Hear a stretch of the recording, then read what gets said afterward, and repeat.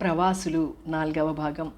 3వ భాగంలో పిల్లలిద్దరూ అన్యమతస్థుల్ని వివాహం చేసుకుంటామని నిర్ధారించి చెప్పడంతో నిర్ఘాంతపోతారు సుధా, మధులు. కథ కొనసాగుతుంది. పిల్లలు ఈ విధంగా తయారవటానికి నాకు ఒక్కటే కారణం కనిపిస్తోంది అన్నాడు మధు ఒకనాడు. ఇన్ని సంవత్సరాల అనుభవంతో ఒక సత్యాన్ని కనుగొన్నవాడిలా అతనికి ఎదురుగా మరో కుర్చీలో దిగులుగా కూర్చున్న సుధా ఏమిటి అన్నట్లు చూసింది. వాళ్ల పెంపకం పట్ల మనం తగినంత శ్రద్ధ చూపించకపోవటమే అంటే దెబ్బతిన్నట్లు రోషంగా అడిగింది సుధా.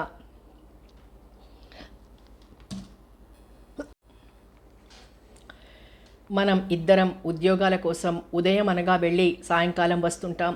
ఉదయం నిద్ర లేచిన దగ్గర నుండి మనం ఇద్దరం ఉద్యోగాలకు వెళ్ళే హడావిడి, వాళ్ళిద్దరూ చదువుకోవటానికి వెళ్ళే హడావిడి, ఈలోగానే వంట చేసుకోవటం, మిగిలిన పనులన్నీ చూసుకోవటం, దాంతో మన నలుగురికి ఒక్క నిమిషం తాపీగా ఊపిరి పీల్చుకునే వ్యవధి అయినా ఉండదనిపిస్తుంది. అలాంటి సమయంలో ఇతర విషయాలను గురించి ఆలోచించటానికి తీరిక, ఉత్సాహం రెండూ ఉండవు. సరే, సాయంకాలం అందరం తలో టైంలోనూ ఇంటికి తిరిగి వస్తాం. వీలుంటే అప్పుడు ఒకరి కోసం ఒకరు కనిపెట్టుకుని ఉండి నలుగురం కలిసి ఏదో టిఫిన్ తిని అప్పుడు పిల్లలు క్లబ్కో, స్నేహితులతో షికారుకో వెళ్తారు. మనం వాకింగ్కో ఎక్కడికో వెళ్ళిపోతాం. ఒక్కోనాడు ఆ వ్యవధి లేనట్లు ఎవరి దగ్గర ఉన్న తాళం చెవితో వాళ్ళు తలుపు తెరుచుకొని లోపలికి వచ్చి ఏదో ఇంత కడుపు నింపుకుని ఎవరి పనుల మీద వాళ్ళం బయటికి వెళ్ళిపోతాం. ఇక రాత్రి భోజనాల వేళ మనమందరం కలుసుకునేది. అప్పటికే కళ్ళ మీదకి నిద్ర కూరుకొని వస్తుంటుంది. ఉదయం నుండి అలసిపోయిన శరీరము, మనస్సు కూడా విశ్రాంతిని కోరుకుంటూ ఉంటాయి. అలాంటప్పుడు మనం ఏ విషయాన్ని శ్రద్ధగా చర్చించనూ లేము. మనకి ఓపిక ఉన్న పిల్లల క్లాసు పాఠాలు చదువుకోవాలి అని హడావిడి పడతారు. అలా ఒకరోజు గడుస్తుంది. పోనీ రేపు చూద్దాం అనుకుంటాం ఆ విషయాన్ని గురించైనా కూలంకషంగా చర్చించుకోవటానికి. కానీ ఆ రేపు గడిచి మరెన్ని రేపులు వచ్చినా మన జీవితాలు ఇలా ఎవరో తరుముకొస్తున్నట్లు ఎవరి దారి వారివిగా పరుగులు పెట్టడంతోనే సరిపోతుంది. పోనీ ఆదివారం సెలవు దినం కదా అనుకుంటే అవాళ మామూలు రోజుల్ని మించిన బయటి ప్రోగ్రాంలుంటాయి. పిల్లలెవరూ ఇంట్లో లేకపోవటంతో తీరికగా తన మనసులో మాట బయటపెట్టాడు. ఇంతకీ నేను ఉద్యోగం చెయ్యటమే ఈ అరిష్టాలన్నింటికీ మూలమంటారు. ఉండండి వస్తాను అంటూ లేచి వెళ్ళి స్టవ్ మీద ఉన్న కూర ఒకసారి కలియబెట్టి చూసి ఇక తమ మాటల ధోరణిలో పడితే అది కాస్త మాడి బొగ్గులైపోతుందని వంట సంగతి తర్వాత చూసుకోవచ్చని స్టవ్ ఆఫ్ చేసేసి వచ్చి మళ్ళీ అతనికి ఎదురుగా కూర్చొని మొదలుపెట్టింది. మీకు తెలుసు ఇక్కడి పరిస్థితులు. మనం ఈ మాత్రం సుఖంగా దర్జాగా బ్రతుకుతూ ఇల్లు అది కొనుక్కొని పిల్లల్ని మంచి చదువులు చదివిస్తూ వాళ్ళు కూడా ఒక అంతస్తుకి తగినట్లు తిరగగలిగేలా చెయ్యగలిగాము అంటే అది నా సంపాదన కూడా ఉండటం వల్లనే. మరో దేశంలోలా ఇక్కడ పని మనుషులు దొరకరు. దొరికిన ఒక గంటో అరగంటో ఉండినా ఆ సమయంలో మనం చెప్పిన పని చేసి మన గూబ గుయ్యమనేటంత డబ్బు వసూలు చేసుకుపోతారే కానీ రోజంతా మన వెంట ఉండి మనం చేయాల్సిన పనులన్నీ వాళ్ళు చేసి పెట్టరు. ఒకవేళ అలా వాళ్ళు ఉండాలని మనం అనుకుంటే వాళ్ళకి బహుశా నా సంపాదన అంతా ఇవ్వాల్సి ఉంటుందేమో. అందుకే అసలు ఆ పార్ట్ టైం అసిస్టెంట్స్ కూడా అక్కర్లేదని ఇంటి పనంతా నేనే చేసుకుంటున్నాను. ఇల్లు శుభ్రం చేసుకోవటం, వంట చేసుకోవటం, మళ్ళీ ఆ పాత్రలన్నీ కడుక్కోవటం, బట్టలు ఉతుక్కోవటం సమస్తం నేనే చేసుకుంటున్నాను. అఫ్కోర్స్ మీరు పిల్లలు కూడా సాయం చేస్తున్నారనుకోండి, నేను కాదనటం లేదు. ఈ ఇల్లు చక్కబెట్టుకోవటం, ఉద్యోగం చేసుకోవటంతో తృప్తిపడి ఊరుకోలేదు. ఎన్ని సోషల్ యాక్టివిటీస్లో పార్ట్ తీసుకుంటున్నాను. మనిద్దరం కలిసి పిక్నిక్లకి, పిక్చర్లకి వెళ్ళటం ఒకటేమిటి, మీకు నాకు కూడా లైఫ్ డల్గా అనిపించకుండా అన్ని సరదాలు తీర్చుకుంటున్నాం. నిజంగా నేను చేస్తున్న పనులు నా మటుకు చూస్తుంటే ఒక్కొక్కసారి నాకే ఆశ్చర్యం వేస్తుంటుంది. ఇన్ని రకాల బాధ్యతల్ని ఇంత చాకచక్యంగా నిర్వర్తించగలుగుతున్న నన్ను చూస్తే ఒక్కొక్కసారి నాకే గర్వంగా ఉంటుంది. మరి మీకెలా అనిపిస్తుందో కానీ చటుక్కున అంత మాట అనేశారు. మధుకి ఎన్నో చెప్పాలని ఉంది. తన అభిప్రాయంలో తను ఎంతమాత్రమూ పొరబడలేదని, తాను మనసా అనుకున్నదే అది ఎదుటివారికి కష్టం కలిగించినా సరే పైకి చెప్పేశానని అనాలనిపించింది. కానీ మాటల కోసం తడుముకుంటున్న వాడిలా మౌనంగా ఉండిపోయాడు. ఉక్రోషంతో అతని వంకే చూస్తున్న సుధకి తన చిన్నతనం గుర్తురాసాగింది. అప్పటికి మన దేశంలో చదువుకున్న ఆడవారి సంఖ్య చాలా తక్కువ. ఎవరైనా బిఏ పాస్ అయ్యారంటే అది ఒక గొప్పగా భావించేవారు. అప్పట్లో ఎక్కువగా ఆడవారు చదువుకోవటం, ఉద్యోగం చేయటం క్రిస్టియన్స్లోనే ఎక్కువగా ఉండేది. మన వారు సరదాకి చదువుకున్నా ఉద్యోగ విషయం వచ్చేసరికి మెదలకుండా ఇంట్లోనే కూర్చునేవారు. సాధారణంగా ఆడవాళ్ళు అంటే క్రిస్టియన్స్, కానీ వారు ఉద్యోగం చేస్తున్నారు అంటే అందుకు కారణం ఆర్థిక ఇబ్బందులేనని అందరికీ అర్థమయ్యేది. సుధా సెకండ్ ఫారం చదువుతుండగా ఒకసారి ఇదే విషయమై స్నేహితురాళ్లతో చర్చ బయలుదేరి ఏమైనా సరే నేను BA చదువుతాను, ఉద్యోగం చేస్తాను అంది సుధా శబ్దం చేస్తున్నట్లు. నువ్వు ఉద్యోగం చేస్తే మరి ఇంట్లో పనులు ఎవరు చేస్తారు అంది విశాల అనే అమ్మాయి పాతకాలపు ధోరణిలో. బాగుంది, ఇంట్లో పని ఆడవారు ఒక్కరే చెయ్యాలని రాసిపెట్టుందా? ఆడామగ భేదం లేకుండా అందరూ ఇంటి పనులు చేసుకోవాలి, బయట ఉద్యోగాలు చేసుకోవాలి అంది సుధా పట్టుదలగా. సరే, నీ ఆశయం బాగానే ఉంది, కానీ రేపు పెళ్ళయ్యాక రాబోయే ఆ శ్రీవారు నువ్వు ఉద్యోగం చేసినా సరే మానినా సరే నేను మాత్రం నీ ఇంటి పనిలో సాయం చెయ్యను అంటే అప్పుడు నువ్వేం చేస్తావు అంది విశాల. మిగిలిన అమ్మాయిలంతా గొల్లున నవ్వారు. సుధా మూతి ముడుచుకుంది. అవాళ అనుకున్నట్లుగానే సుధా BA పాస్ అయింది. అప్పటికి అక్కడ కొంతమంది ఆడవాళ్ళు ఉద్యోగం చేయటం కూడా మొదలుపెట్టారు. అయితే సుధకి ఆ సరదా తీరకుండానే పెళ్ళై అత్తవారింటికి రావడం కూడా జరిగిపోయింది. అవసరమైతే నేను అత్తవారింటి ఛాందసానికి భయపడి అయితేనేం సుధ మొదట్లో ఉద్యోగం చెయ్యాలనుకోలేదు. కానీ బొంబాయికి వచ్చిన దగ్గర నుండి చాలా సరదా పడుతుండేది. చివరికి ఆ కోరిక ఈ అమెరికా వచ్చాక తీరింది. ఇక్కడ ఏ పని చెయ్యకుండా ఊరికే ఉండేవారు చాలా తక్కువ. చేసిన పనికి నిమిషాలతో సహా లెక్క కట్టి డబ్బు పుచ్చుకుంటారే కానీ ప్రతివారు విధిగా ఉదయం నుండి సాయంకాలం దాకా పని చేయాలనే నిబంధనే లేదు. పార్ట్ టైం జాబులు, గంట లెక్కని డబ్బు పుచ్చుకుని చేసే పనులు ఇక్కడ ఎన్నో ఉంటాయి. మొదట నిజంగా అవసరమయ్యి తర్వాత కాస్త దర్జాగా బ్రతకొచ్చునని కూడా సుధా ఉద్యోగం మొదలుపెట్టింది. పిల్లలు మరీ చిన్నవారుగా ఉన్నప్పుడు పార్ట్ టైం జాబ్ చేసినా తర్వాత వాళ్ళు స్కూల్లో చేరే వయసు వచ్చాక ఫుల్ టైం జాబ్లో చేరింది. అందుకు మధు సహకారం కూడా ఉందనే చెప్పాలి. అక్కడ అమెరికన్స్లా ప్రతి పనిలోనూ భార్యకి సహాయం చేయలేకపోయినా చాకుతో గబగబా కూర తరిగి ఇవ్వటం, వండిన పదార్థాలన్నీ గబగబా టేబుల్ మీద పెట్టడం లాంటివి చేస్తుండేవాడు. మధు ఒక్కడే కాదు, పిల్లలు కూడా అలా తల్లికి సహాయం చేయటానికి, కనీసం తమ పనులు తాము చేసుకోవటానికి తర్ఫీదు ఇవ్వబడ్డారు. వాళ్ళంతా ఒకసారి ఇండియాకి వెళ్ళేసరికి గిరీష్కి 7 సంవత్సరాలు, అర్చనకి 5 సంవత్సరాలు, వసంత పిల్లలు కూడా ఇంచుమించు ఆ వయసు వారే. ఏదో 5-6 నెలలు పెద్దవారేమో. సుధా పిల్లలకి చిన్నప్పటి నుండి ఇచ్చిన ట్రైనింగ్ వల్ల ఉదయం లేవగానే చక్కగా పక్కబట్టలు మడతపెట్టి పొందికగా ఒక దగ్గర పెట్టి ఆ తర్వాత బ్రష్ మీద పేస్ట్ వేసుకొని ముఖం కడుక్కొని వెంటనే స్నానం కూడా చేసి ఇస్త్రీ బట్టలు కట్టుకుని కడిగిన ముత్యాల్లా ఉండేవారు. వసంత పిల్లలు వీళ్లకంటే పెద్దవారైనా ఒక్క పని చేసుకునేవారు కాదు. ఎంత వేళ్ళైనా సరే వసంత వచ్చి వాళ్ల పక్కబట్టలు మడత పెట్టాల్సిందే. అంతవరకు అవి అలా హాల్లో పడి దొరుకుతూ ఉండాల్సిందే. స్నానానికైనా అంతే. వాళ్ళమ్మ నీళ్లు తొలిచిస్తేనే వాళ్ళు స్నానం చేయటం. ఇక తలంటుకోవడం అంటే ఒక యజ్ఞం చేసినట్లే. ఆ మీనాక్షికి దానికంటే చిన్నది అర్చన చక్కగా షాంపూతో తలరుద్దుకొని ముస్తాబైపోయేది. మీనాక్షి మాత్రం జుట్టు విరబోసుకొని వాళ్ళ అమ్మ వెంట తిరిగేది. ఆ తలకి నూనె రాసి ఆ తర్వాత కుంకుడికాయ పులుసుతో రుద్ది చిక్కు తీసి జడవేసిందాకా. అలాంటి సమయంలో సుధకి తన పిల్లల్ని చూస్తే ముచ్చట వేయడమే కాదు, తన పెంపకం పట్ల తనకే గర్వం అనిపించేది. తనని చూసి తానే పొంగిపోయేది. అలాంటిది ఇవాళ భర్త తన ముఖం మీద గుద్దినట్లే అనేశాడు, నీ పెంపకం వల్లనే పిల్లలు ఇలా తయారయ్యారని. నువ్వు నీ బాధ్యతల్ని సక్రమంగా నిర్వర్తించలేదు అనటం లేదు. నేను తల్లిగా పిల్లల్ని తీర్చిదిద్దాల్సిన విషయంలో అంత శ్రద్ధ పెట్టలేదేమో. అసలు అలా శ్రద్ధ తీసుకోవటానికి తగిన టైము నీకు లేకపోయిందేమో అని నా అభిప్రాయం. చిన్నబోయిన సుధవంక చూస్తూ మెల్లిగా అన్నాడు మధు. వ్యవధి లేకపోయింది అంటే మీ దృష్టిలో అందుకు కారణం నేను ఉద్యోగం చేయటం ఒక్కటే కదా అనాలనుకున్న సుధా చటుక్కున మరేదో విషయం గుర్తొచ్చి మౌనంగా ఉండిపోయింది. సుధా 5th ఫారం చదువుతుండే రోజుల్లో ఒకసారి ఎలక్యూషన్ కాంపిటీషన్ జరిగింది. విషయం బాల పౌరులు అనేది. ఆ రోజు సుధ మాట్లాడుతూ పిల్లల్ని బాధ్యత గల పౌరులుగా తీర్చిదిద్దాల్సిన బాధ్యత ఉపాధ్యాయులదని, చిన్నతనం నుండి వాళ్ళకి చదువుతో పాటు మంచి అలవాట్లు, క్రమశిక్షణ, వినయ విధేయత లాంటివన్నీ నేర్పాల్సింది గురువులేనని చెప్తూ, అలాంటి గురువులు విద్యార్థుల పట్ల వాత్సల్యం కలిగి ఉండాలని, వాళ్ళని తిట్టి కొట్టి భయపెట్టి బాధ పెట్టకూడదని చెప్పింది. ఇంకా కొంతమంది అలాగే ఏవేవో మాట్లాడారు. తర్వాత వాళ్ల మేస్టారు ఆ విషయం గురించి ప్రస్తావిస్తూ పిల్లల్ని ఆ విధంగా తీర్చిదిద్దే బాధ్యత ఉపాధ్యాయుల కన్నా మిన్నగా తల్లిదండ్రులకి, ముఖ్యంగా తల్లికే ఉంటుందని చెప్పారు. పిల్లలు మహా అయితే రోజులో 8 గంటలు స్కూల్లో ఉంటారు.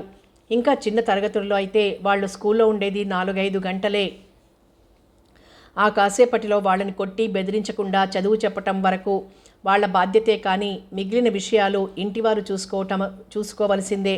స్కూలు టైం అయిపోయాక పిల్లలు ఎక్కడెక్కడ తిరుగుతున్నారు, ఎలాంటి స్నేహాలు చేస్తున్నారు అనేది చూసుకోవలసింది ఇంట్లో వారి బాధ్యతే. అయితే చాలామంది పెద్దలు ఆ విషయం విస్మరించి పిల్లలకి పరీక్షల్లో మంచి మార్కులు రాకపోవటం దగ్గర నుండి పిల్లలు అతిగా అల్లరి చేయటం దాకా తప్పంతా మాస్టర్లదే అంటారు. క్లాస్లో మాస్టారు చెప్పింది పిల్లలు ఇంట్లో సరిగ్గా చదువుతున్నారో లేదో, హోంవర్క్ అది సరిగ్గా చేస్తున్నారో లేదో అన్నీ చూసుకోవాల్సింది తల్లిదండ్రులే. మనం పంపించాం, వాళ్ళు వెళ్తున్నారు అన్న ధోరణి కాకుండా పిల్లలు వేళకి స్కూల్కి వెళ్తున్నారా లేదా, స్కూల్ అయ్యాక తిన్నగా ఇంటికి వస్తున్నారా లేదా అన్న విషయాలు కూడా వాళ్లే చూసుకోవాలి. ఏదో జీతం అంటే కడతాం, కానీ వాళ్ళని దగ్గర కూర్చోబెట్టుకుని చదివించడానికి మాకెలా అవుతుంది, అసలంత టైం ఎక్కడుంటుంది అంటారు కొంతమంది తమ పిల్లల గురించి. అది ఏ 4-5 గురించో పట్టించుకోవటానికి తమకే శ్రద్ధ లేనప్పుడు పరాయి పిల్లలు, అందున వందల సంఖ్యలో ఉన్న విద్యార్థుల విషయాలు స్కూల్ నుండి వాళ్ళు వెళ్ళిపోయాక కూడా చూడాలంటే ఈ ఉపాధ్యాయులకు ఎలా సాధ్యమవుతుంది? ఇక్కడ మరో విషయం కూడా మనం గమనించాలి. మగవారికి 1,00,000 వ్యాపకాలుంటాయి. ఏ వ్యాపకం లేకుండా కేవలం ఉద్యోగంతోనే సరిపుచ్చుకునే వారైనా సాయంకాలం ఇంటికి తిరిగి వచ్చేసరికి ఆఫీస్ పనితో అలసిపోయి ఉంటారు. ఇక అప్పుడు వాళ్ళని పిల్లల హోంవర్క్ గురించి, పాఠాల గురించి కనుక్కోమని అనటం అంత న్యాయం కాదు. అలాంటి విషయాలన్నీ తల్లి చూసుకుంటే బాగుంటుంది. ఇంటి పనికి ఎంతగా అంకితమైపోయినా మగవారి కంటే ఆడవారికి తీరిక ఎక్కువ. పిల్లలకి కూడా సాధారణంగా తండ్రి దగ్గర కంటే తల్లి దగ్గర చనువు ఎక్కువగా ఉంటుంది. అందుచేత నయానా భయానా నచ్చచెప్పి వాళ్ళకి క్రమశిక్షణ, విద్యాబుద్ధులు, వినయ విధేయతలు అన్నీ తల్లే నేర్పాలి. పిల్లలకి తల్లే మొదటి గురువు, దైవం కావాలి అన్నాయన. ఒకవేళ తల్లి కూడా ఉద్యోగం చేస్తుంటే మరి ఆమెకు కూడా తీరుబడి ఉండదు కదండి అంది సుధ లేచి నిలబడి. అఫ్కోర్స్ ఇప్పుడిప్పుడు ఆడవాళ్ళు ఉద్యోగాలు చేస్తున్నారనుకోండి, అలాంటప్పుడు తల్లి తండ్రి ఇద్దరూ పిల్లల విద్యాబుద్ధులు, క్రమశిక్షణ వీటి పట్ల శ్రద్ధ చూపించాలి. అంతేకాని అది కేవలం ఉపాధ్యాయుల పని అనుకోకూడదు. అసలు మరీ కుటుంబం గడవని పరిస్థితులలో అయితేనే ఆడవారు ఉద్యోగం చెయ్యాలి. లేకపోతే సంసారం చక్కదిద్దుకోవటం, పిల్లల్ని ప్రయోజకుల్ని చేయటం, ఇవే గృహిణులుగా తమ బాధ్యతలు అనుకోవాలి అన్నారాయన. స్త్రీ గృహిణిగా ఇంటికే అంకితం అయిపోయి ఉండదనుకుంటే అది ఒకలాంటి బానిసత్వమని, మగవాడికి అలాంటి ఆడదంటే రవంత లక్ష్యం ఉండదని అప్పుడు సుధ అనుకునేది. కానీ ఇప్పుడు ఆమె ఆలోచనలన్నీ చిత్రంగా ఆమెకే తెలియకుండా మారిపోయాయి. మగవాడు ఒక్కడు సంపాదించి తెస్తుంటే ఆ డబ్బుతో సంసారం గడపటం ఒక విధంగా లగ్జరీ. ఆ అధికారం అంతా ఆ ఇంటి గృహిణిది. బయట ఉద్యోగం కోసం వెళ్ళే భర్తకి, చదువు కోసం వెళ్ళే పిల్లలకి, వేల్టికి అన్నీ అమర్చి పెట్టడంలో స్త్రీకి బానిసత్వపు ఛాయల కంటే మమత, అనురాగమే ఎక్కువ కనిపిస్తాయి. ఆనాడు మాస్టారు చెప్పినట్లు నా పిల్లలకి నేనే మొదటి గురువుని, వాళ్ళని తీర్చిదిద్దాల్సింది నేనే అనుకోవటంలో కలిగే ఆనందం దాన్ని మించి మరేముంటుంది? ఆ అవకాశాన్ని నిర్లక్ష్యం చేయటం, చేజేతులా తనే దానిని వదులుకోవటం అంటే అంతకన్నా దురదృష్టకరమైన విషయం మరొకటి ఉంటుందా? ఆ విషయాన్నే భర్త మరో విధంగా చెప్పాడు. పిల్లల వైపు నుండి చూస్తూ మాట్లాడాడు. దానికి తనింత బాధపడి రోషపడి లాభం లేదు. సారీ సుధా, పిల్లలు ఇలా మనని మించి పెరిగిపోయారని, వాళ్ళు జీవన విధానాన్ని వాళ్లే నిర్ణయించుకునే స్థితికి వెళ్ళిపోయారని ఒకలాంటి బాధలో ఏదేదో అనేశాను. అందుకు తప్పంతా నిజానికి నీ ఒక్కదానిది కాదు, నాకు కూడా అందులో భాగం ఉంది అన్నాడు మధు. నీటిపొర పేరుకుంటున్న కళ్ళతో భర్త వంక ఆప్యాయంగా చూసింది సుధ. ఇప్పుడు సావకాశంగా కూర్చుని ఆలోచిస్తుంటే నాకంతా అర్థమవుతోంది. ఇది ఇలా జరగటానికి మానవ మాతృల బాధ్యత, పొరపాటు ఏమైనా ఉన్నాయా అంటే అదంతా నా వల్లే అని నేను ఒప్పుకుంటాను. ఆ మాటని మొదటగా నా దృష్టిలోకి తెచ్చిన మీరంటే ఇప్పుడు నాకేం కోపం లేదు. నేను బాధపడతానేమోనని ఆ తప్పు మీ నెత్తిని కూడా వేసుకోవాలని మీరు అనుకోనక్కర్లేదు. చిన్నతనం నుండి నాకేమిటో ఆడంబరాల మీద, దర్జాల మీద మోజెక్కువ. అవి తీర్చుకోవటానికి డబ్బు సంపాదించడం ఒక్కటే మార్గం అనుకున్నాను. అంతేకాదు, మనం అన్యాయం, అక్రమం చేసో, ఎవరినో మోసగించో ఆ డబ్బు సంపాదించకపోతే అది మనకెప్పుడూ మంచిని, సుఖాన్ని కలిగిస్తుందని నేను భ్రమపడ్డాను. అంత ఆశ నాలో లేకపోతే మీకు ఉద్యోగం దొరకగానే నేను పనిచేయటం మానేయాల్సింది. ఎక్కువ డబ్బు వస్తే ఎక్కువ హోదాగా బ్రతకొచ్చును అనుకున్నానే, కానీ అందుకోసం నేను పడే తాపత్రయంలో మరెన్నో ముఖ్యమైన బాధ్యతల్ని విస్మరిస్తున్నానని అప్పుడు అర్థం కాలేదు. పగలంతా ఉద్యోగం చేయటం, చేతిలో డబ్బుంది కదా అని సాయంకాలం వినోదాలతో కాలక్షేపం చేయటం, దీంతో కన్నబిడ్డల ముఖం కూడా తనివితీరా చూసుకునే అవకాశం లేకపోయింది. ఇక పిల్లలు, వాళ్ళని మనం చిన్నతనంలోనే ఒకలాంటి కట్టడిలో పెట్టాల్సింది.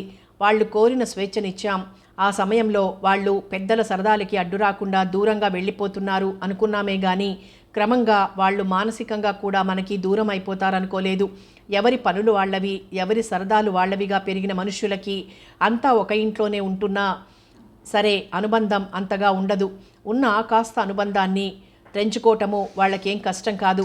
అందుకే ఈ దేశపు పిల్లలు అంత సులభంగా తల్లిదండ్రుల్ని విడిచి నా బ్రతుకు, నా జీవితం, నా ఇష్టం అన్నట్లు దూరంగా వెళ్ళిపోగలుగుతున్నారు. చిన్నతనం నుండి ఇదే వాతావరణంలో పెరిగి మన అశ్రద్ధ వల్ల ఇదే మంచి నాగరికత అనుకోవటం అలవాటు చేసుకున్న మన పిల్లలు ఇదే పద్ధతిలో నడవాలని నిశ్చయం చేసుకున్నారు. ఇక్కడ ఈ దేశస్థుల అలవాట్లు సరైనవి కావు, మన పద్ధతులే మంచివి అని నేను చెప్పలేదు. అయితే తరతరాలుగా ఇదే పద్ధతిలో ఇదే మార్గంలో నడవటానికి అలవాటు పడిన ఈ ప్రజలు దీనిని అత్యంత సహజంగా తీసుకుంటారు, కాస్తంతైనా బాధపడరు. కానీ మనలాంటి వారం దీనిని అంత సులువుగా అంగీకరించలేం. మొదట బాధ అనిపించినా మరి మనము అంగీకరించక తప్పలేదు. మన పిల్లలు పెరిగిన వాతావరణం, పరిసరాలు వాళ్ళకి ఇలాంటి సాహసం చేయటానికి దోహదం చేశాయి. వాళ్ళ స్నేహితులంతా తల్లిదండ్రుల నుండి విడిపోయి స్వతంత్రంగా బ్రతుకుతున్న వారే మరి అన్నాడు మధు. అదంతా సరే, ఇప్పుడు మనం ఏం చెయ్యాలి అంది సుధ బేలగా అతని వంక చూస్తూ. ఇక వీళ్ళు మన మాట ఎలాగో వినరు. చదువులు అయిపోగానే ఆ 2 పెళ్ళిళ్ళు చేసి మన బాధ్యత తీర్చుకుంటే తీరుతుంది అన్నాడు మధు. కడుపున పుట్టిన కూతురికి కొడుక్కి పెళ్ళిళ్ళు నిశ్చయమయ్యాయి అంటే ఆ తల్లికి పట్టలేనంత సంతోషంగా ఉంటుంది. కానీ ఆ సమయంలో సుధకి భరించలేనంత దుఃఖం కడుపులోంచి పొంగి వచ్చినట్లయింది. తనదైన వస్తువుల్ని ఎవరో బలవంతాన లాక్కుపోతున్నట్లుగా ఉంది. మనం అలా పెళ్లి చేసేదాకా వీళ్ళు ఈ స్నేహాలని నిలుపుకుంటారా, లేక ఇక్కడి వాళ్ళలాగే నలుగురితో ఆ డేటింగ్ ముచ్చట తీర్చుకుంటారా అంది రుద్ధకంఠంతో. ఒకనాడు తన పిల్లల క్రమశిక్షణని, వినయ విధేయతలని, అన్నింటికీ మించి బుద్ధి కుశలతని గురించి తన వాళ్ళందరికీ చెప్పుకుని మురిసిపోయిన సుధకి ఆ సమయంలో తన పిల్లల ప్రవర్తన పట్ల కాస్తైనా సదభిప్రాయం, నమ్మకం లేకుండా పోయాయి. తన పిల్లల్ని గురించి తనే ఈ విధంగా మాట్లాడటానికి నోరు రాకపోయినా విధి అనుకోక తప్పలేదు. నిజమే, ఒకవేళ వీళ్ళు స్థిరంగా ఉన్నా అవతలి వారి మనసు మారిపోవచ్చును కదా, వాళ్ళకది అలవాటైన పద్ధతే కదా అన్నాడు మధు సాలోచనగా. అతని ముఖం నల్లగా మాడిపోయినట్లుంది. ఏ ఆలోచన పాలుపోక దిక్కుతోచని వాడిలా చూస్తున్నాడు. సుధకి ఏం చెప్పాలో తోచలేదు. మౌనంగా అతన్ని చూస్తూ ఉండిపోయింది. ఆలోచనల సుడిగుండంలో చిక్కుకున్నట్లున్న ఆమెకి ఒకనాటి సంఘటన గుర్తొచ్చింది. సుధ అమెరికా వచ్చిన కొత్తలో ఆమెకి మార్గ్రెట్ అనే ఆమెతో పరిచయమైంది. సుధ ఉద్యోగం చేసే దగ్గరే ఆమె చేసేది. లంచ్ బ్రేక్లోనూ అప్పుడు ఇద్దరూ ఏవో కబుర్లు చెప్పుకునేవారు. ఇండియాని, ఇండియన్స్ని గురించి ఏవేవో అడిగేది మార్గ్రెట్. అప్పట్లో సుధకి ఇండియన్స్ ఆలోచనలు, అభిప్రాయాలు అన్నీ సనాతనమైనవి, అమెరికన్స్ని అన్నీ అభ్యుదయకరమైనవి అన్న అభిప్రాయం ఉండేది. అందుకే మార్గ్రెట్ అడిగిన కొన్ని ప్రశ్నలకి కాస్త ఇబ్బందిగా, అయిష్టంగా సమాధానమిస్తుండేది. మార్గ్రెట్కి కూడా ఒక కొడుకు, ఒక కూతురు. కొడుకు ఉద్యోగం చేస్తున్నాడు. డేటింగ్ అని ఎంతమందో అమ్మాయిలతో పరిచయం ఏర్పరచుకున్నాడే కానీ ఇంతవరకు పెళ్ళి ఎవరిని చేసుకోవాలో నిశ్చయానికి రాలేకపోతున్నాడు. అమ్మాయి సరే, అది ఇంకా హై స్కూల్లోనే చదువుతోంది. కానీ అప్పుడే డేటింగ్ మొదలుపెట్టింది. ఆ బాయ్ ఫ్రెండ్స్తో అర్ధరాత్రి దాకా షికార్లు కొట్టి క్లబ్బులలో తిరిగి పీకల దాకా తాగి ఇంటికొస్తుంటే తండ్రి మందలించటం మొదలుపెట్టాడు. పోనీ పెద్దవాడు తన బాగు కోరి చెప్తున్నాడు కనుక తన పద్ధతి కాస్త మార్చుకుందామని అనుకోకుండా అమ్మాయి ఎదురు తిరిగి తండ్రికే సమాధానాలు చెప్పేదట. దాంతో అతనికి ఇంకా రెచ్చిపోయేవాడట. కాస్త నీ పద్ధతి మార్చుకోమ్మా అని ఇటు కూతురికి మరీ అంత రూడ్గా ఉండకండి అని అటు భర్తకి చెప్పలేక మధ్యలో మార్గ్రెట్ నలిగిపోయేదట. ఎంత చెప్పినా ఆ ఇద్దరిలో ఎవరూ తమ ధోరణి మార్చుకోలేదు సరికదా. రోజురోజుకి గొడవలు అధికం కాసాగాయి. అందుకని ఆ అమ్మాయి ఇల్లు విడిచి హాస్టల్లో ఉంటోంది. హాస్టల్ ఖర్చు, చదువు ఖర్చు, పైనుండి విలాసాలు, ఆడంబరాలు, ఎంత డబ్బు చాలటం లేదు. ఏదో చిన్న పార్ట్ టైం జాబ్ చేసి కొద్దిగా సంపాదించుకుంటోంది. కానీ ఆ పిల్లకున్న ఖర్చులతో పోలిస్తే ఆ ఆదాయం ఏ మూలకి చాలదు. తల్లి తండ్రి ఇంటి నుండి డబ్బు ఇవ్వరట. మళ్ళీ అక్కడ కూడా పేచీయే. నువ్విచ్చిన డబ్బు నాకు ఏ మూలకి చాలటం లేదని ఇటు కూతురు గొడవ చేస్తోంది. అది అడిగినంత డబ్బు నువ్విస్తున్నావు కనుకనే దానికన్ని విలాసాలు అలవాటయ్యాయి. అంత డబ్బు ఇవ్వొద్దని భర్త కేకలేసేవాడు. భర్తకు తెలిసి కొంత డబ్బు, తెలియకుండా కొంత డబ్బు ఆవిడ కూతురికి ఇస్తుంది. అప్పటికీ ఆ పిల్ల గునుస్తూనే ఉంటుంది. అదంతా చెప్పి హాయిగా మీ ఇండియాలోనే నయం.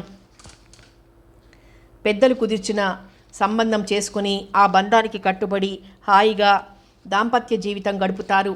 ఇక్కడ మా వాళ్ళకి గల ఈ స్వేచ్ఛ వల్ల ఎంతకీ ఒక నిర్ణయానికి రాలేక ఇలా తిరుగుతారు అంది మార్గరెట్. ఇక్కడి పెద్దలు స్వానుభవం మీద మన పద్ధతులు ఆచారాలు బాగున్నాయని మెచ్చుకుంటుంటే మన పిల్లలు యువరక్తపు పొంగులో ఉద్విగ్నతలో అన్నింటినీ మించి సహవాస దోషంతో ఇక్కడి వారిని అనుకరిస్తున్నారు అనుకుంది సుధా మార్గరెట్ మాటల్ని మననం చేసుకుంటూ. చదువులు పూర్తి అవటం సంగతి తర్వాత చూసుకోవచ్చు, ముందు ఆ పెళ్లితంతు పూర్తి చేసేస్తే అంది. ఉలిక్కిపడినట్లయ్యాడు మధు. ఇప్పుడా అన్నాడు. మరేం చేస్తాం, చదువు పూర్తి అయ్యాక ఏం చేస్తారులేండి. పెళ్ళంటూ అయిపోతే వీళ్ళు ఇంకా అవకతవక పనులు చేసి మనకు మనశ్శాంతి లేకుండా చేసే అవకాశం ఉండదు. ఇక్కడ పద్ధతి ప్రకారం వాళ్ళు మనతో కలిసి ఉండటానికి ఒప్పుకోకపోతే వేరేనే ఉంటారు. వాళ్ళకి ఉద్యోగాలు దొరికేదాకా మనమే ఎలాగో డబ్బులు సర్దుబాటు చేద్దాం. ఏం చేస్తాం, పరిస్థితి ఇంతవరకు వచ్చాక. సరే, మనం మన పిల్లల్ని ఒప్పిస్తామే అనుకో, అవతలి వారు అందుకు అంగీకరించవద్దా? ఇంత త్వరగా పెళ్లి చేసుకుని జీవితంలో సెటిల్ అయ్యే ఉద్దేశం వాళ్ళకుందో లేదో. అంతేకాదు, పెళ్ళంటూ అయిపోతే ఇక వాళ్ళు కుదురుగా ఉంటారనుకోవటానికి ఇది మన ఇండియా కాదు. అవుననుకోండి, కానీ మనకైనా కాస్త తృప్తిగా ఉంటుంది. మన పిల్లలు మరీ విచ్చలవిడి జీవితానికి అలవాటు పడకుండా ఇప్పటి నుండైనా జాగ్రత్త పడుతున్నామని మనకి మనమే ధైర్యం చెప్పుకోవచ్చు. ఒకవేళ మన పిల్లలు పెళ్లికి అంగీకరించినా అవతలి వారు ఇప్పుడే అందుకు సిద్ధంగా లేకపోతే చూద్దాం అప్పుడేం జరుగుతుందో. అయినా మన వాళ్ళని అడిగి చూడటంలో తప్పులేదుగా. సరే అడుగు అన్నాడు మధు. ఓ సాయంకాలం తల్లి చెప్పింది విని అర్చన గిరీష్ కూడా రెండు చెవులు మూసుకున్నారు. అంతకన్నా ఆశ్చర్యకరమైన మాట, హాస్యాస్పదమైన విషయం మరొకటి ఉండదు అన్నట్లుంది వాళ్ళ ధోరణి. చదువు పూర్తయి ఉద్యోగం దొరికాకనే పెళ్ళి, ఈలోగా ఇలాంటి విషయాలేం నువ్వు మాకు చెప్పినా మేం వినం అన్నారిద్దరూ ముక్త కంఠంతో. మీ మీద విరోధంతో నేను ఈ మాట చెప్పటం లేదు. మీ మంచిని కోరే నేను మీ డాడీ ఇలాంటి నిర్ణయానికి వచ్చాం. ఇక్కడి వారి మనస్తత్వం మీకు తెలియదు, వీళ్ళ టెంపర్మెంట్ వేరు అని సుధా ఇంకా ఏదో చెప్పబోతుంటేనే, నీకు తెలియదు మమ్మీ, గ్లోరీ నన్ను కాదని మరెవరిని పెళ్లి చేసుకోదు అని గిరీష్. విలియమ్స్ గురించి నువ్వు అలా అనుకోవటమే చాలా దారుణంగా ఉంది మమ్మీ అని అర్చన అన్నారు. తల్లి ధోరణి వాళ్ళకి చాలా బాధ కలిగించిందని వాళ్ళ ముఖాలే చెప్తున్నాయి. సరే మీ ఇష్టం అనేసింది సుధా. ఆ తరువాత భర్తకి ఆ విషయమే చెప్పి, ఇన్ని సంవత్సరాలు ఎలాగో ఉన్నాం కనుక ఇక ఆ శుభకార్యాలు కూడా అయ్యేదాకా ఇక్కడే ఉందాం. ఆ తరువాత మన దేశానికి వెళ్ళిపోదాం. నాకిక్కడ ఇంకా ఒక్క నిమిషం కూడా ఉండాలని లేదు. అయినా మన పిల్లలు మన మాట వినలేదు కదా అని వాళ్ళ చదువులు పూర్తయి ఉద్యోగం అంటూ దొరకకుండా వదిలి వెళ్ళిపోవటం న్యాయం కాదు అంది. వాళ్ళు కోరుకున్న వారితో పెళ్లి జరిపించాం అనే తృప్తి కూడా వాళ్లకుంటుంది మనం దగ్గరుంటే అన్నాడు మధు. అవును, అంతవరకు రోజులు లెక్కబెట్టుకుంటూ ఇక్కడే ఉండాలి అంది సుధా. ఒకప్పుడు ఇక్కడెంతో హాయిగా ఉంది, ఇక్కడే స్థిరపడిపోవాలి అని పట్టుబట్టిన సుధకి అంత విరక్తి కలగటం మధుకి కాస్త ఆశ్చర్యం అనిపించింది. అయితే ఒక విషయం అతనికి తెలియలేదు. చిన్న పిల్లలు తల్లిని విడిచి దూరంగా వెళ్ళి ఎంతసేపైనా ఆడుకుంటారు. స్నేహితులతో, తోటి పిల్లలతో కబుర్లు కథలు చెప్తారు. అయితే అదంతా వాళ్ళకక్కడ సుఖంగా ఉన్నంతవరకే. తోటి పిల్లలు తమని దేనికైనా ఏడిపించినా, తాము అడిగింది ఇవ్వకపోయినా, లేకపోతే తమ మాట వాడు వినకపోయినా వాళ్ళకి ఏడుపు వచ్చేస్తుంది. అంతేకాదు, ఆ దుఃఖంలో మొదటగా వారికి గుర్తొచ్చేది కన్న తల్లే. అమ్మా అంటూ బావురుమని ఏడుస్తూ తల్లి ఒడిలో వాలిపోతారు. ఆ కన్న తల్లి వాళ్ళ కన్నీరు తుడిచి ఒక్క మాట అక్కును చేర్చుకునేసరికే వారి దుఃఖమంతా మంత్రం వేసినట్లు మాయమైపోయి వారి మనసుకి శాంతి దొరుకుతుంది. సుధ మనస్తత్వం ఇప్పుడు సరిగ్గా అలాగే ఉంది. అక్కడ వారికి సుఖంగా ఉన్నన్నాళ్ళు స్వదేశం, స్వజనం ఆమెకి గుర్తు రాలేదు. వచ్చినా వాళ్ళ దగ్గరికి వెళ్ళిపోవాలనే తహతహ కలగలేదు. కానీ కడుపున పుట్టిన బిడ్డల ద్వారానే తన మనసులో ఏర్పడిన వెలితి పూడ్చుకోవాలంటే మాతృదేశానికి పరలిపోవటం ఒక్కటే మార్గం అనుకుంది. ఆ వీకెండ్కి విలియమ్స్తో కలిసి వాళ్ళ ఫామ్ హౌస్కి వెళ్ళాలని ప్రోగ్రాం వేసుకుంది అర్చన. విలియమ్స్ తండ్రి ఒక వ్యవసాయదారుడు. ఫారంకి దగ్గరలోనే ఒక చిన్న ఇల్లు, అందులో విలియమ్స్ తల్లి, తండ్రి, చిన్న చెల్లెలు, తమ్ముడు ఉంటారు. అక్కడికి దగ్గరలో ఉన్న స్కూల్లో ఆ పిల్లలిద్దరూ చదువుకుంటున్నారు. అక్కడి వ్యవసాయం అంటే ఇక్కడిలా ఎడ్లు, నాగలి అవసరం లేదు. విలియమ్స్ తల్లికి కూడా ట్రాక్టర్ నడపటం చేతవును. భార్యాభర్తలిద్దరూ కలిసి ఆ వ్యవసాయపు పనులని చూసుకుంటారు. సెలవు రోజులలో చిన్నపిల్లలు అవసరమైన సహాయం తమ చేతనైంది చేస్తారు. లేకపోతే డైలీ వేజ్ ఇచ్చి ఎవరినైనా పెట్టుకుంటారు.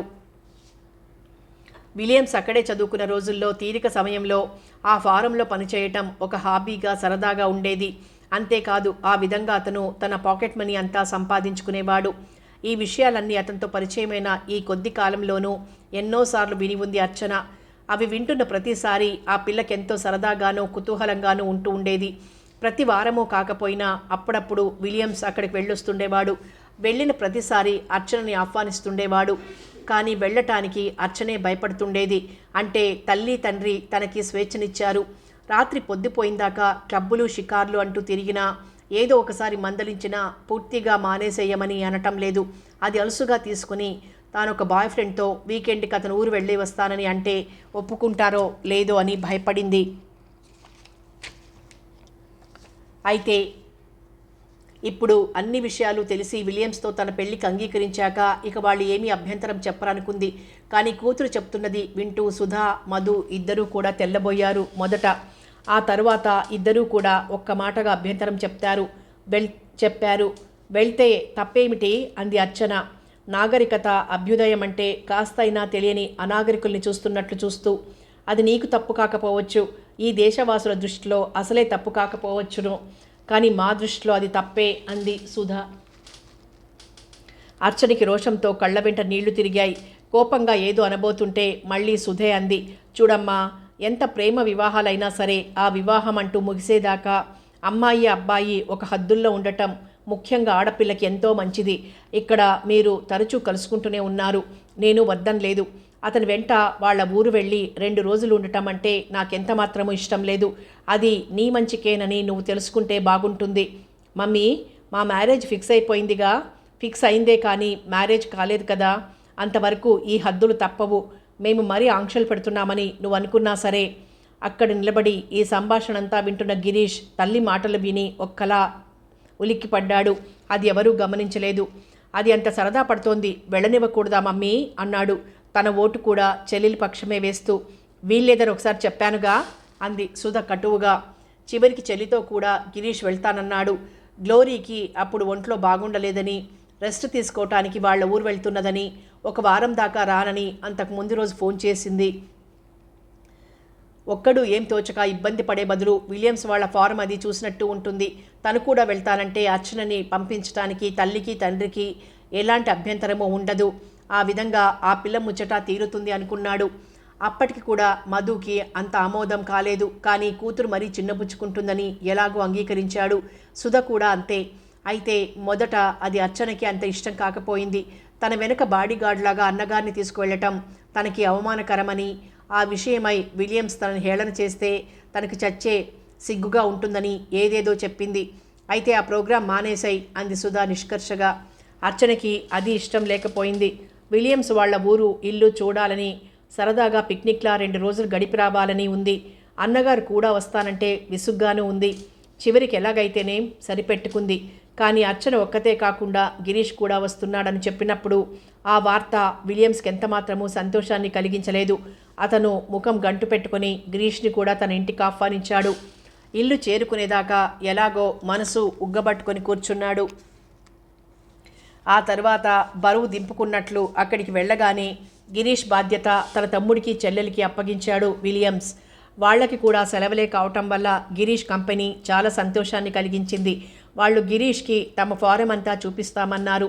సెలవు రోజుల్లో కొంచెం సేపు అందులో పనిచేసి పాకెట్ మనీ సంపాదించుకోవటం వాళ్ళకు అలవాటైన ఆ 2 రోజులు ఈ అతిథి కోసం ఆ పాకెట్ మనీ కూడా వదులుకోవటానికి సిద్ధపడ్డారు. అయితే ఈ గిరీష్ పీడ తనకి లేకుండా అతన్ని తన నుండి దూరంగా ఉంచుతున్న తమ్ముడికి చెల్లెలికి ఆ డబ్బు బహుమానం రూపంలో విలియమ్స్ ఇవ్వాలనుకున్నాడు. కానీ తన నుండి పిల్లలు పనిచేయకపోవటం, అందుకని ఆ పని అలా కొరతగా ఉండిపోవటం గిరీష్కే నచ్చలేదు. అందుచేత వాళ్లతో పాటు తను కూడా సరదాగా ఫారంలో పనిచేస్తానని అతను పట్టుబట్టాడు. అది విలియమ్స్కి విస్మయాన్ని కలిగించింది. కానీ అర్చనకేం ఆశ్చర్యం అనిపించలేదు. మమ్మీ డాడీ నుండి పర్మిషన్ దొరికేదాకానే నేను నీ బాడీగార్డుని.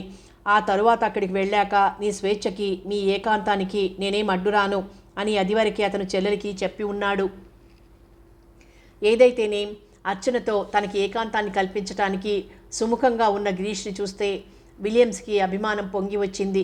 శుక్రవారం సాయంకాలం ఇంటి దగ్గర బయలుదేరి వీళ్ళు పల్లె చేరుకునేసరికి ఆలస్యమైపోయింది. ఆ తర్వాత కాసేపు కబుర్లతో కాలక్షేపమైపోయింది. కాబట్టి వాళ్ల కార్యక్రమం శనివారం ఉదయం నుండి ప్రారంభించాలనుకున్నారు. శనివారం బ్రేక్ఫాస్ట్ తీసుకుని అందరూ ఫారంకి బయలుదేరారు. విలియమ్స్ అదంతా గిరీష్కి చూపిస్తుంటేనే పిల్లలు చకచక కొంత పని చేసేశారు. నిన్నటి ఒప్పందం ప్రకారం గిరీష్ కూడా పనిచేస్తానన్నా వాళ్ళు ఒప్పుకోలేదు. లంచ్ బెల్ట్కి అంతా ఇంటికి తిరిగొచ్చారు. లంచ్ తర్వాత విలియమ్స్ అర్చన అక్కడికి దగ్గరలో ఉన్న బ్రూక్ చూడటానికి వెళ్ళాలని నిశ్చయం చేసుకున్నారు. గిరీష్ పిల్లలు మరెక్కడికో వెళ్ళదలుచుకున్నారు. కారు వెళ్ళగలిగినంత వరకు తీసుకువెళ్ళి అక్కడ ఒక దగ్గర పార్క్ చేశాడు విలియమ్స్.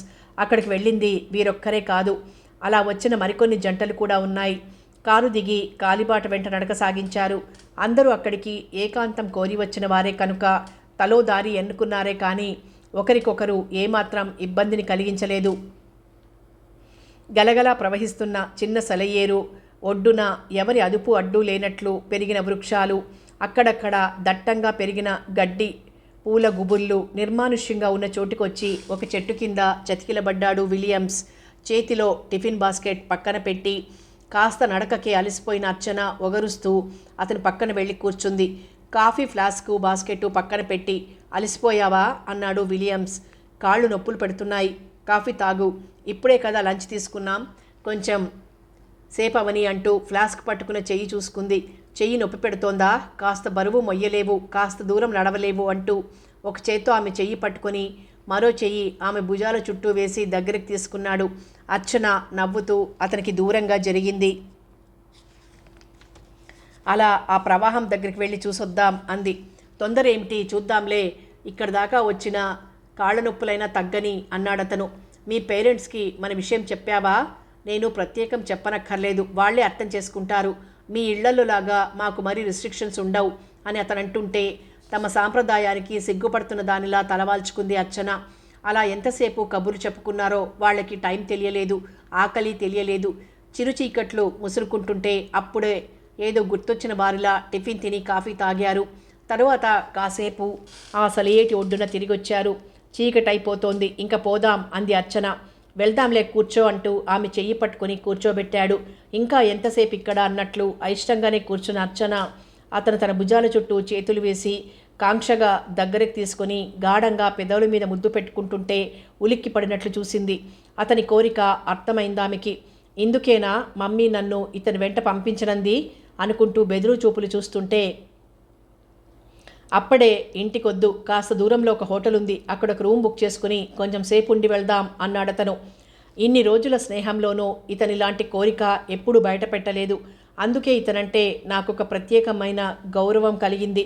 ధైర్యంగా ఇతని వెంట ఒక్కదాన్ని ప్రయాణమయ్యాను అనుకుంటూ, ఆహా ఇప్పుడెక్కడికి వద్దు, ఇంటికి వెళ్ళిపోదాం అంది మెల్లిగా అతని చేతులు విడిపించుకుంటూ. నువ్వు ఇంత పిరికిదానివా, ఎందుకంతలా భయపడుతున్నావు? మరింతగా ఆమెని హృదయానికి హత్తుకున్నాడతను. అర్చనకి భయంతో పాటు గుండెల్లోంచి దుఃఖం ఉబికి వస్తోంది. వివాహం కాకుండా మా కుటుంబాలలో అలా జరగకూడదు అంది పళ్ళ బిగువున. అంటే ఆ కాబోయే పెళ్ళికొడుకు మీద నమ్మకం లేకనా? అదోలా నవ్వాడతను. అదేం కాదు, పెళ్ళయ్యేదాకా బ్రహ్మచర్యం అవలంబించాల్సిందే. మాలిన్యం లేని మనస్సులతో, అపవిత్రత లేని శీలంతో వధూవరులు వివాహ వేదికను అలంకరించాల్సిందే. తల్లి మాటల్ని గుర్తు చేసుకుంటూ అంది అర్చన. ఆమెలోని ఆ భావుకత చూస్తూ విరగబడి నవ్వాడు విలియమ్స్. నీకొక మాట చెప్పనా? నీకంటే ముందుగా నాకు చాలామంది గర్ల్ ఫ్రెండ్స్ ఉండేవారు. వాళ్ళెవరూ ఇలా నా కోరికకి అభ్యంతరం చెప్పలేదు. అంతేకాదు, ఒక్కోసారి వాళ్లే కోరి నా దగ్గరికి వచ్చేవారు. అర్చన గుండెలు దడదడలాడుతున్నాయి. మరి వాళ్లల్లో ఎవరిని ఎందుకు పెళ్లి చేసుకోలేదు అంది. ఎంత అమాయకురాలివి, మన కోరిక తీరటం కోసం, కొన్నాళ్లు సరదాగా తిరగటం కోసం ఎంతో మందితో స్నేహం చేస్తాం. అందరినీ ఎలా పెళ్లి చేసుకోగలం? అఫ్కోర్స్ పెళ్లి చేసుకుందామని నిర్ణయించుకున్నాక కూడా ఏవో కారణాల వల్ల అది జరగలేదనుకో. నీ విషయంలో మాత్రం అలా కాదులే, నువ్వు నా ప్రాణానివి అంటూ చటుక్కున ఆమెను ముద్దు పెట్టుకోబోయాడు. అర్చన చటుక్కున వెనక్కి తప్పుకుంది. మరి వాళ్లల్లో ఎవరికైనా పిల్లలు పుడితే అంది. అలాంటి మాటలు వినటం ఆ పిల్లకి కొత్త కాదు, కానీ తనవాడు కాబోతున్నాడు అన్న అతని నోటి వెంట నుండి వాటిని విని తట్టుకోగలిగే స్థితిలో లేదామే. సాధారణంగా అంతవరకు రానివ్వరు, తెలివిగా అబార్షన్ చేయించుకుంటారు. ఒకవేళ ఆ పరిస్థితి దాటిపోతే పుట్టిన పిల్లని ఏ ఆర్ఫనేజ్లోనో వదిలేస్తారు. ఏమాత్రం ఉద్రేకం కదలిక లేకుండా అతి సహజంగా మాట్లాడుతున్న అతని తీరు చూస్తుంటే ఏదోలా ఉంది అర్చనకి. ఆ తర్వాత ఏం మాట్లాడాలో కూడా తోచినట్లుంది ఆ పిల్లకి. మీ దేశంలో మాత్రం పెళ్లి కాకుండా తండ్రులైన వారు ఉండరా? సవాల్ చేస్తున్నట్లే అన్నాడు విలియమ్స్. అర్చన మనసు ఉలిక్కి పడింది. తల్లి చెప్పిన మహాభారత కథలో కుంతి కుమారుడు కర్ణుడు గుర్తొచ్చాడు. పోనీ అదేదో కథ అనుకోవచ్చు, కానీ దురదృష్టవశాత్తు అలాంటి పరిస్థితులలో చిక్కుకున్న అమ్మాయిలని, వారికి పుట్టిన పిల్లల్ని గురించి తల్లి చెప్పిందంతా గుర్తొచ్చింది.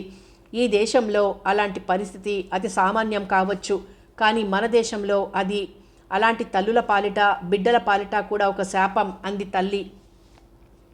తనుంటున్నది ఈ దేశంలో, పైగా విలియమ్స్ తనని తప్పకుండా పెళ్లి చేసుకుంటానంటున్నాడు అనుకోబోతున్న మనసుకి వివేకం మధ్యలోనే ఎదురు తిరిగింది. అతను నీ కాబోయే భర్తే అయితే మాత్రం ఆ భర్త హోదా సంపాదించుకునేదాకా ఆగలేదా అని అడిగింది వివేకం. అవును, అతను అది వరకు ఎంతమందితో స్నేహం చేసినా ఎలా ప్రవర్తించినా నాకు అనవసరం, కానీ పెళ్ళయ్యేదాకా నాలోని పవిత్రతని మాత్రం నేను పోగొట్టుకోలేను అని నిర్ణయించుకుంది మనస్సు. వద్దు విలియమ్స్, మన పెళ్ళయ్యేదాకా నువ్వు నా నుండి ఏమీ ఆశించవద్దు. నీకు అది వరకు దొరికిన స్నేహితురాళ్ళ లాంటి దాన్ని కాను నేను అంటూ చటుక్కున లేచి నిలబడింది. తను కాస్త పరధ్యానంగా ఉండగా అదాటుగా తన చేతుల్ని విడిపించుకున్న అర్చనని చూస్తుంటే అతనికి విపరీతమైన కోపం వచ్చింది. అసలు తనింతసేపు అంత కోరికతో అడుగుతుంటే, అంత పెడసరంగా సమాధానం చెప్తున్న ఆ అమ్మాయిని చూస్తుంటే చాలాసేపటి నుండి అతనికి చిరచిరలాడుతోంది. ఇక ఇప్పుడు ఆ కోపం నిగ్రహించుకోలేకపోయాడు. నిన్ను హోటల్ రూమ్ దాకా తీసుకువెళ్ళక్కర్లేదు. నేను తలుచుకుంటే నా కోరిక ఇక్కడే తీర్చుకోగలను. నీకు తెలుసు, ఇక్కడ మనం తప్ప మరెవ్వరూ లేరు. ఒకవేళ దూరంగా ఎక్కడైనా ఎవరైనా ఉన్నా ఎవ్వరూ రారు, నువ్వెంత అరిచినా సరే. అతని నోట్లోంచి మాటలు పూర్తి కాకుండానే మెరుపుల పరుగులందుకున్న అర్చన మరి వెనక్కైనా తిరిగి చూడకుండా, దారిలో తుప్పలు చెట్లు వేటిని చూసుకోకుండా, ఎక్కడ ఆగకుండా పరుగున రోడ్డు మీదకి వచ్చేసింది. అలసటతో గొంతు ఎండిపోతున్నట్లుగా ఉంది. ఆయాసంతో గుండెలు ఎగిరెగిరి పడుతున్నాయి. ఒక్క క్షణం ఎక్కడైనా కూర్చుందామంటే వెనక నుండి అతను వచ్చేస్తాడేమోనన్నట్లు రోడ్డు దాకా వచ్చి అప్పుడు ఊపిరి పీల్చుకుంది. ఇంకా ఏం చేయటం అనుకుంది. ఎదురుగా విలియమ్స్ కారు కనిపిస్తోంది, కానీ తాళాలు తన దగ్గర లేవు. ఎవరైనా కనిపిస్తే బాగుండును, తనకి లిఫ్ట్ ఇచ్చేవారు అనుకుంటూ అటే చూస్తున్న అర్చనకి దూరం నుండి వస్తున్న కారు కనిపించింది. అందులో ఉన్న ఒక స్త్రీమూర్తిని చూడగానే ప్రాణం లేచి వచ్చినట్లయింది. చెయ్యి ఊపింది కారాపమని. సిటీ వైపుకి వెళ్తున్న భార్యాభర్తలు ఈ అమ్మాయి ఒంటరిగా లిఫ్ట్ అడిగేసరికి మొదట తెల్లబోయారు.